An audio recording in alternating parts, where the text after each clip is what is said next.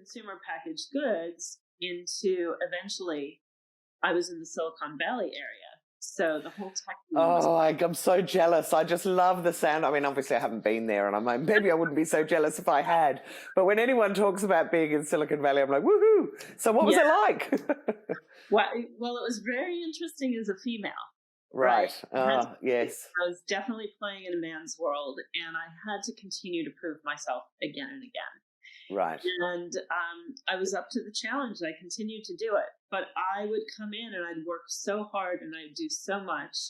And again, continuing to try and prove myself all the time, I would get into a cycle of burnout. Right. Can I just ask, what were you consulting about? I mean, were you doing PR? Were you doing... No. I was in the business by then. I was working as a product manager. Okay. So running product development teams. So it was typically myself.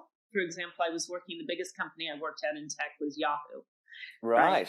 So I ran the homepage of Yahoo on a global basis back when it was the #1 page in the world.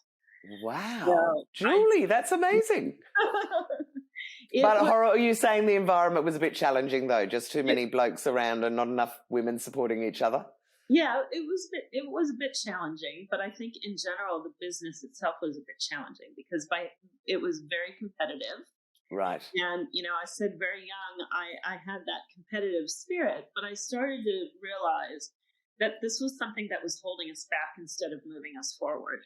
Right? We had teams within the company competing with each other, and I got to the point where I moved from running the homepage to having a role where I had purview over what other people were doing in other teams, and I was trying to bring them together, but they were so dead set on they were going to be the team that was going to bring this to market that we had resources not enough for each team. If you brought them together, you could really have what you needed, but the head of each team was so dead set their team was going to make it. And it just wasn't a conducive way to be running your business. No, that is a really great insight into a dysfunctional corporate business where you've got you're getting tiny bits of what you could get if everyone came together, and also fostering that culture of competitiveness, I think, is a huge mistake. Right, and that's where I started to learn that I had to start looking at this a different way because